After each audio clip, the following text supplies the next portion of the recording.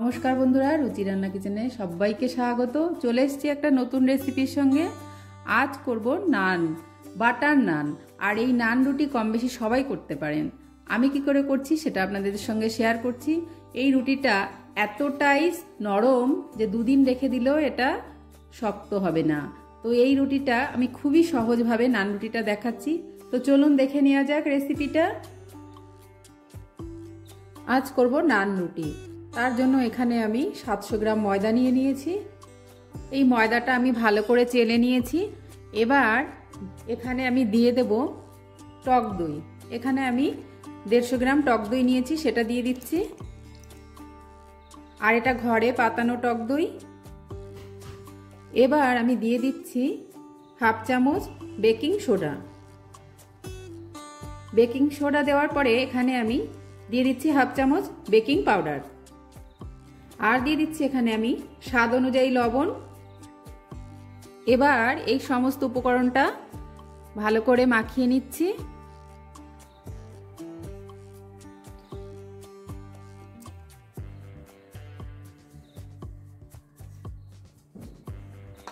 এইভাবে একটু মিশিয়ে নেওয়ার পরে এবার আমি এটাকে দুধ দিয়ে মাখিয়ে নেব। এখানে আমি নিয়ে নিয়েছি দুধ, গরুর দুধ। এখান থেকে আমি অল্প অল্প করে দুধ দিয়ে একটা ডো তৈরি করে নেব।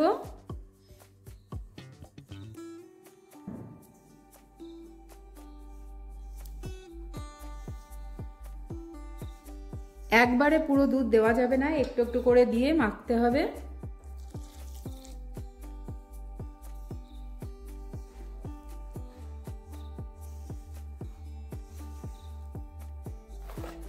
ডোটা আমার মোটামুটি মেখে নেওয়া হয়ে গেছে। এবার এখানে আমি দিয়ে দেব একটু রান্নার যে সাদা তেল হয় সেই তেল।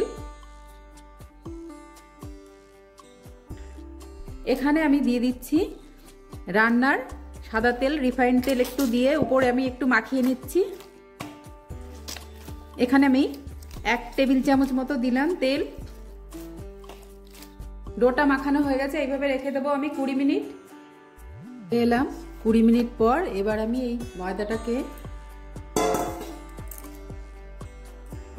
আর একটু মেখে নিচ্ছি। আর এখান থেকে আমি লেচি কেটে নেব। আমি এরকম সাইজের লেচি কেটে নিচ্ছি, খুব বড়ও না আর ছোটও না। এইভাবে আমি লেচিগুলো কেটে নিচ্ছি।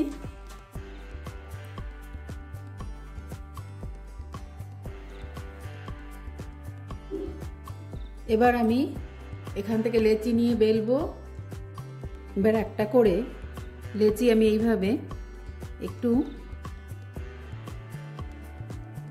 চাপটা করে নিচ্ছি। এবার একটা করে লেচি আমি এইভাবে একটা শেপ করে রাখছি। একটা করে লেচি নিচ্ছি আর একটু ময়দা ছড়িয়ে দিলাম। এইভাবে আমি বেলে নেব।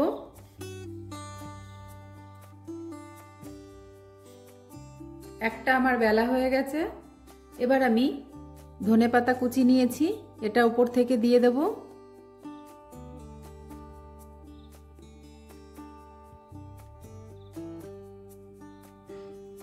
এইভাবে উপর থেকে আমি একটু চেপে চেপে ধনেপাতাটা দিয়ে দিচ্ছি।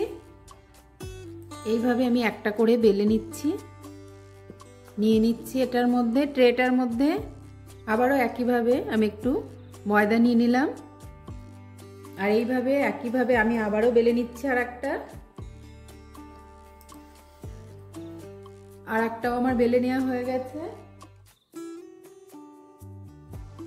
একইভাবে আবারও উপরে আমি ধনেপাতা কুচি দিয়ে দিচ্ছি। আর ধনেপাতা কুচিটাকে এইভাবে হাত দিয়ে একটু চেপে চেপে আমি দিয়ে দিচ্ছি। একইভাবে আমি ধনেপাতা কুচিটা এইভাবে উপর থেকে দিয়ে দিলাম। এইভাবে আমি আগে কিছুটা বেলে নিচ্ছি। আমি কিছুটা বেলে নিলাম, এগুলো আগে ভেজে নেব। উনানে আমি একটি ফ্রাই প্যান বসিয়ে দিয়েছি। আর এবার আমি দিয়ে দিচ্ছি একটা করে নান। নানটা দেওয়ার পরে আমি একটু ঢেকে দিচ্ছি। আর গ্যাসের ফ্লেমটা একদম লোতে আছে।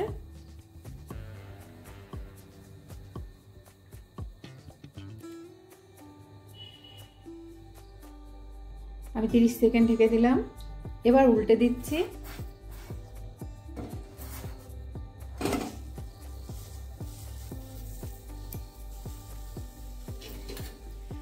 আর এবার আমি দিয়ে দিচ্ছি একটু বাটার।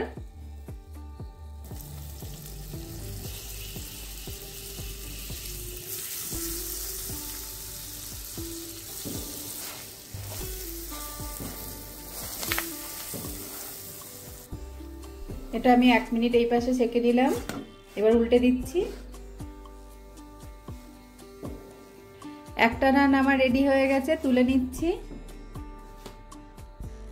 আর একইভাবে আমি আর একটাও দিয়ে দিলাম।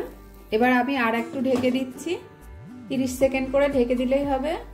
এবার এটাকে আমি উল্টে দেব একইভাবে। আর একটু বাটার আমি দিয়ে দিচ্ছি। গ্যাসের ফ্লেমটা কিন্তু আমার একদম লোতেই আছে।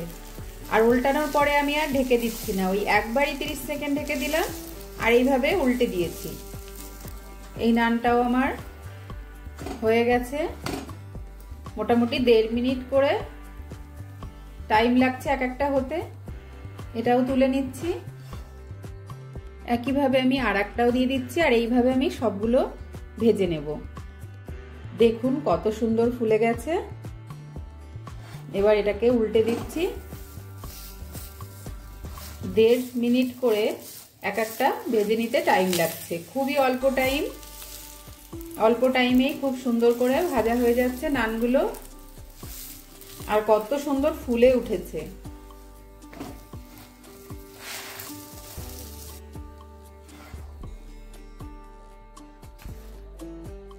তৈরি করে নিয়েছি বাটার নান।